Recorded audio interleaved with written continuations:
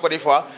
bés bi xëy na peut-être ñu bëri duñ ko comprendre mais responsable yi ñoom xam nañ bu baax lan lay représenter encore une fois vraiment dans le cadre du travail mais moom incha allah rabi peut-être il sera bien placé pour mën a wax encore une fois fi nga xam ne fa la jógee muy Kaolack ndax Kaolack moom miin na ko lool te xam na ko lool ndax moom mooy ki nga xam ne sax man personnellement moo ma dalal Kaolack encore une fois kon donc bu ko defee mu nekk sama njaate gi foofu et bu ko defee dañ koy invité moom mu ñëw encore une fois vraiment ñaax tamit suñu collègues yi encore une fois saafonte aussi ak suñu parents yi pour que ñu gën a comprendre li ñuy def encore une fois lan la encore une fois kon du ko defee sous vos applaudissements juste by notre très cher gérant principal à l'occurrence de monsieur Pape Momar Ndaw qui est là en chair et en os encore une fois kon donc ñu may ko loxo Pape Momar Ndaw voilà c'est moi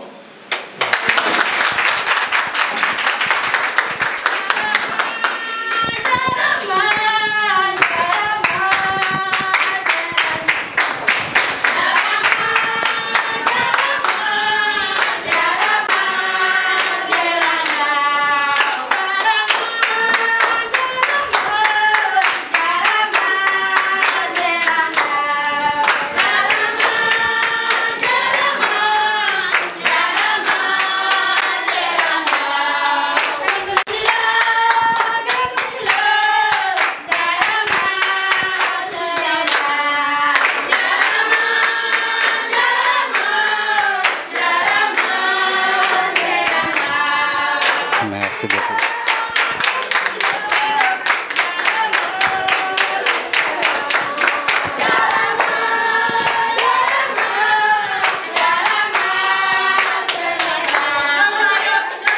Merci beaucoup. Merci à tout le monde. Voilà, assalamu alaikum wa rahmatullah. Bon, maa ngi nuyu ñëpp di leen ziar. Di ko commencer d'abord sunu kilifa diine yi fi teew. Mais aussi di nuyu sunu kilifa aada yi fi teew di nuyu aussi l'ensemble des responsables de SMD y compris les responsables de MET les responsables de BGVTAB les responsables aussi donc de HMD bi ñuy dalal mais aussi les responsables aussi de donc FGV. Alors bu ma jëlee kaddu mes collègues yaakaar naa ne tey dafa am ci cadre ci point bu may développer mooy un gérant principal. Et sunu cadre liggéey nag lan mooy un gérant principal mën naa wax ne mooy ki nga xam ne si moo suivre formation ba ñu ne kii de rendre nañ ko autonome comme ni ñu ko diggee woon ba ñu ñëwee aussi di ut ci liggéey. On nous a recrutés, on nous a formés, on nous a intégrés, on nous a encadrés mais aussi on nous a autonomisés. muy lu mat a bañ muy lu mat a xam parce que ñun formé wuñ main d'œuvre. On forme des entrepreneurs un entrepreneur nag mooy ëllëg kii dem mënal boppam ba mënal ñeneen encore fois alors loolu nag donc bu may waxee ci angle boobu mën naa wax ne day am solo lool pour aussi ma xam ne donc je me retrouve parmi vous tey distributeur bu remplir ay critères am mooy wax ak yéen kon la muy wax war nañ ko mën a comprendre pour que ñu nit aussi donc topp ci tànk yooyu ba ëllëg ñu mën a autonome encore fois. Voilà mes chers collègues donc HMD tey taxawaayam du dara lu former mais formation de l'élite personnelle formation aussi de la personnalité de l'individu lu mat a bàyyi xel la mais aussi la formation d'un citoyen modèle et loolu nag ça aboutit à un résultat parce que li ñuy faral di wax rek science sans conscience n'est que ruine de xam-xam du fi jeex te ku wax rek ñu ne ko gonga mais malheureusement jikko yi nga xam ne si donc moom moo war a taataan li nga xam-xam boobu noonu parfois moo yàqu moo tax ñuy toll si ne crise des valeurs ñenn ñi di wax ne donc si jamono ji moo yàqu non jamono ji yàqul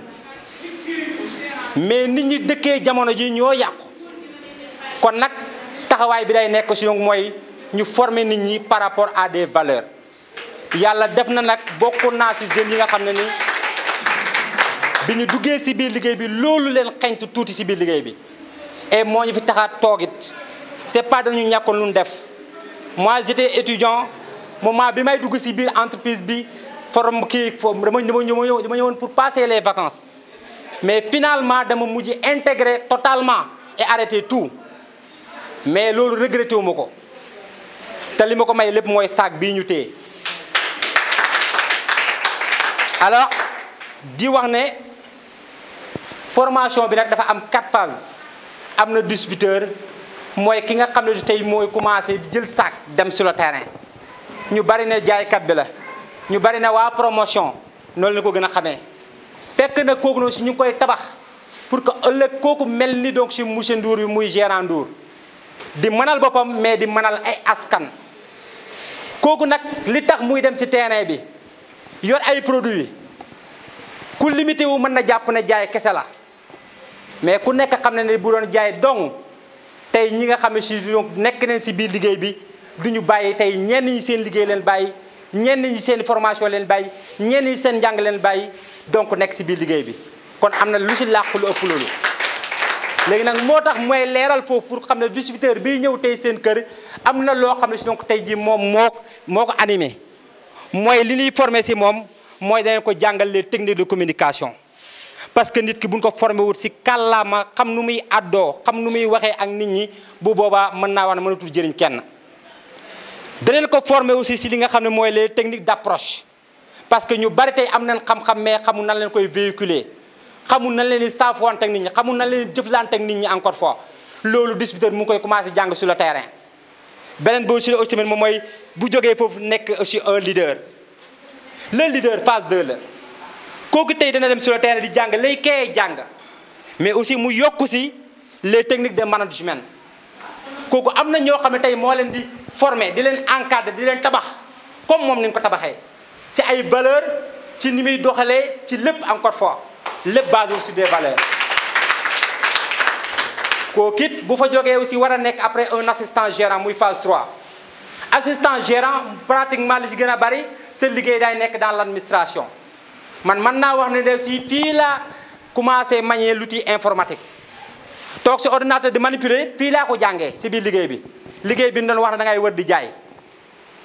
jëmm ji yàlla def na ci exactement moo ma formé muy monsieur Wane si li nga xam ne mooy informatique foofu doon muy assistant gérant si leen lay commencé na la jàngal la gestion administrative la gestion financière mais aussi renforcer la gestion des ressources humaines mais aussi la gestion du stock loolu kon boo ko comprendre xam ne lu professionnel la et ñu bari ñu ngi koy jàng feneen mais amul application bi ñu si am ñi et kooku jógee foofu nag nekk après un gérant en ce moment nag lan lay def mais ses collègues kooku un gérant mooy ki nga xam ne taxaw na nag maintenant pour war a joxe liñ ko def liñ def si moom mooy mu jafe ko def ko si moom loolu moo waral tey jii si monsieur Ndour bi mu ñëwee mën naa wax ne équipe bu restreinte la àndaloon mais tey jii commencé na donc si vraiment jëriñ askan bi ci liggéey bi si nga xam ne si moom leen ko formé woon encore fois kon pour ku nekk war a mën a comprendre sa doom bu ci nekkee ou bien sa mbokk bu fi nekkee ou bien sa doom sax nekku ci encore fois gën koo jañaax si HMD xam ne donc si alors entreprise la buy tabax ay nit entreprise la aussi buy defar nit ba ëllëg mu mënal leen ba mënal aussi keneen ku dut ñoom encore fois neex na ma pour ma joxe exemple par rapport à ça parce que tey ay boor bari na ay doomu Saint-Louis yoo xam ne ñu bi ñu ñëwee waxee ne ni fii moom mooy seen cosaan fan leen xamee liggéey ba aujourd'hui ba war ci nekk responsable peut-être ñu si gën a bari Dakar leen ko xamee ou bien si yeneen gox kon ku mel ni monsieur Ndour besoin la woon pour Saint-Louis war a am ku mel nii kon nag kooku di si bu ñëwee doomi Saint-Louis soxlaatul ñuy dem ba Dakar pour defaru ji ba ëllëg ñuy mënal seen bopp déedéet parce que am nañ opportunité fii kon ñu nit ñi gën a comprendre loolu que ni vraiment donc si alors HMD war na leen approcher gën a comprendre liggéey bi mais aussi gën si aussi indi suñu jeunes yi parce que man je ne vois pas mieux que la formation. alors ci kaw loolu nag ñu comprendre si que ni mais ses collègues yemul sax si former nit ki mais tabax nit man loolu laa gis man suma réflexion dem na ba pousser que ni entreprise bi day tabax doomu aadama. parce que ci lan lay tabaxee processus la li ñu njëkk jàngal moom mooy bàyyil xel say xelaatin ni ngay xelaatee bari na ñoo xam ne tey échoué neen d'avance xam nga lu ko waral na ñuy xelaatee baaxut des pensées négatives rek ñu ne la defaral sa xelaatin mu nekk des pensées positives parce que na ngay xelaatee mooy déterminer na ngay jëfee sa xalaatin mooy déterminer sa kàddu autant pour moi parce que na ngay xalaatee rek noonu ngay àddoo tey bari na kilifa yoo xam ne bu nu àddoo rek nga xeeb leen mais sa xalaatin bala kon xalaat bi leen war defar pour doo ko pour mën a tabax nit ki kàddu bi bu baaxee bu boobaa si mu dem directement si li nga xam ne mooy lan say jëfin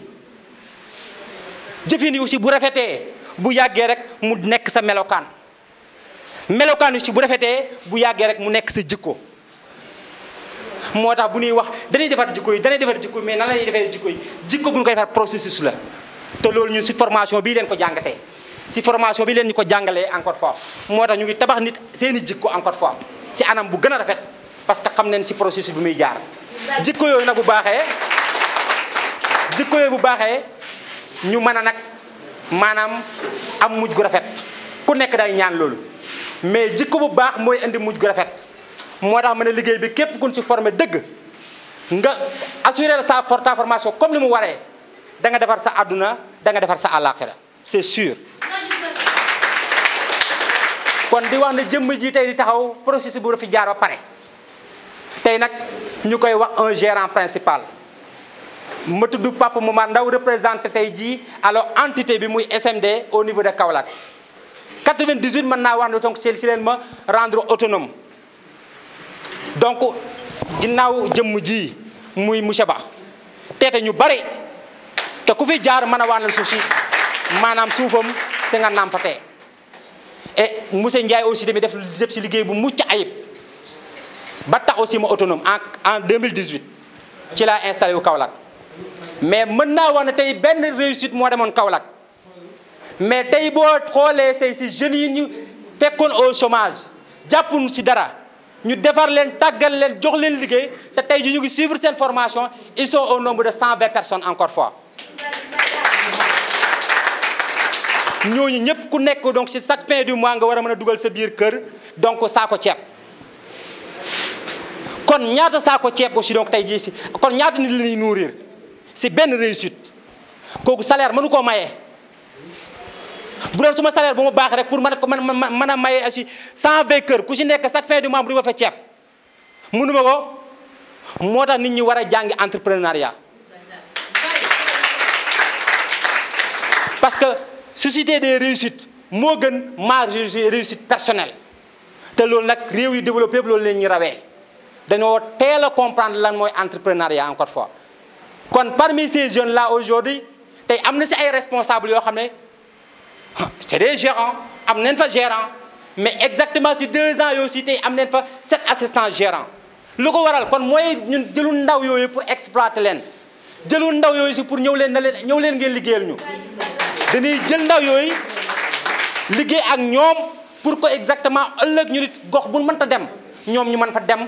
taxawaaye fa entreprise bi encore fois lii moo waral yaatal bi kon nag di wax ne donc vraiment jëmm ji di wax distributeur la woon fii la toogoon comme fi ngeen toog encore fois kon tey bu doyee ba toll foofu noonu encore fois di wax ak yéen ngeen war a comprendre liggéey bi nag naxe amu si caaxaan aussi amu si parents yi aussi je les invite encore fois xam ne lu ma doon def seen biir kër si seen njaboot gi bu ñu bàyyee tey ndaw yooyu ak HMD ñu def lu weesu loolu si kàttanu yàlla si ñoom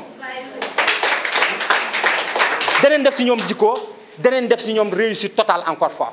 kon nag donc vraiment bëgguñu guddal trop di wax ne donc vraiment lii rek leen doon bëgg a addu si li nga xam ne mooy suñu intervention di gërëm ñëpp di sant ñëpp di jaajëfal ñëpp mais lépp aussi ñu ko yëkkati di ko jox si notre cher gérant monsieur Ndour encore fois bii def liggéey bu mucc ayib yàlla na ko yàlla jàppale si liggéeyam incha allah rabbi jërë ngeen jëf. voilà merci monsieur Ndao wax ji rafet na macha allah.